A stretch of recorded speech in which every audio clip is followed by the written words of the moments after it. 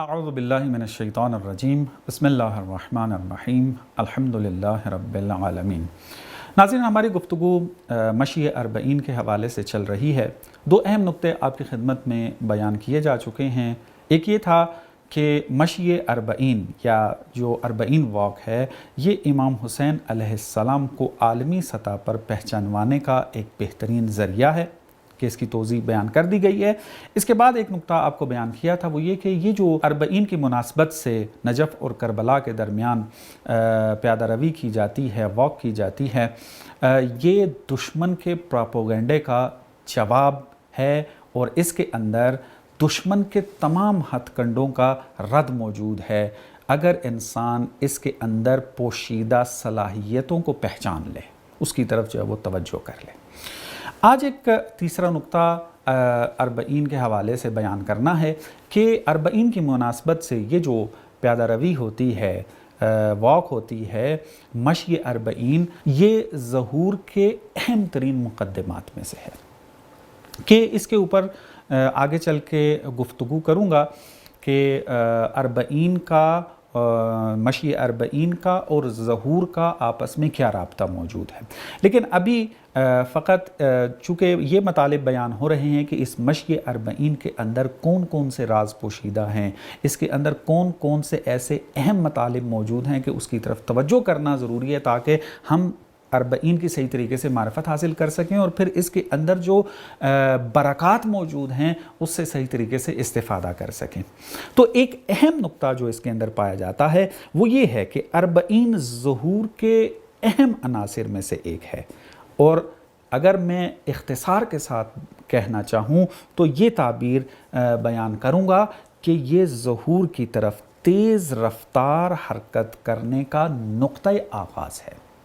یعنی ظہور کی طرف تیزی سے بڑھنے کے لیے جن چیزوں کی ضرورت ہے ان میں سے ایک مشی اربعین ہے۔ کہ کیا وجہ ہے، اس کے اندر کیا راز پوشیدہ ہے، کہ انشاءاللہ جب مستقل درس بیان کروں گا اس کے اندر تفصیلی مطالب بعض بیان ہوں گے۔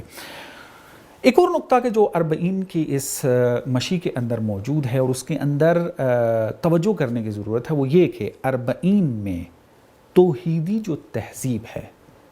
اسلام کی جو توحیدی تہذیب ہے، اس کے تحقق کے لیے اہم ترین بنیاد بننے کی صلاحیت موجود ہے۔ یعنی اگر اس پیادہ روی کے اندر جو نجف اور کربلا کے درمیان انجام پاتی ہے، اس کے اندر جو حالات ہیں، جو شرائط ہیں، جو واقعات رونما ہوتے ہیں، اگر توجہ کی جائے تو انسان یہ فوراً سمجھ جاتا ہے کہ اگر یہ جو صلاحیتیں اس پیادہ روی کے اندر موجود ہیں اس کی طرف اگر توجہ کر لی جائے تو امت مسلمہ ایک توحیدی تہذیب کو تحقق بخش سکتی ہے،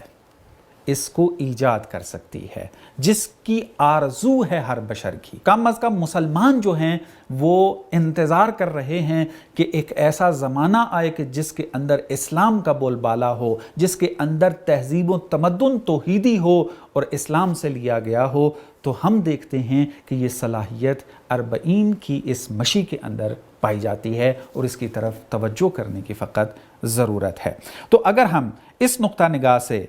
اربعین کو دیکھیں تو اس کے اندر شریک ہونا، اس کو منعقد کرنا، یہ انسان کا ایک دینی فریضہ بن جاتا ہے اور ایک تاریخی اور تہذیبی مشن بن جاتا ہے۔ اگر ہم اربعین کی صلاحیتوں کو نہ پہچانیں، اگر یوں نگاہ نہ کریں اس پیادہ روی کو کہ جو اس کے اندر صلاحیتیں موجود ہیں اس کو نہ پہچانیں، فقط اس کو ایک سرگرمی کا ایک ذریعہ بنا لیں،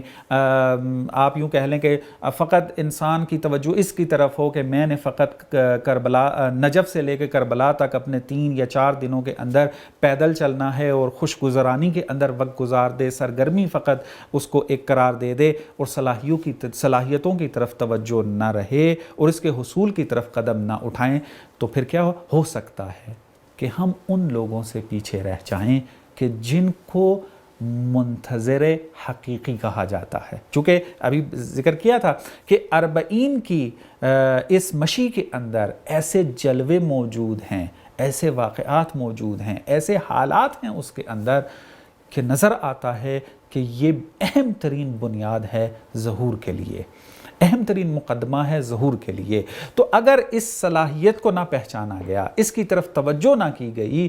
تو وہ انسان اس قافلے سے پیچھے رہ جائے گا کہ جو قافلہ منتظر حقیقی کہلاتا ہے اور حقیقی طور پر امام کا انتظار کر رہا ہے، اور ان لوگوں سے پیچھے رہ جائے گا کہ جو ظہور کے لیے مقدمہ سازی کر رہا ہے اور زمینہ سازی کر رہا ہے۔ اگر کوئی شخص اربعین کے تناظر میں ان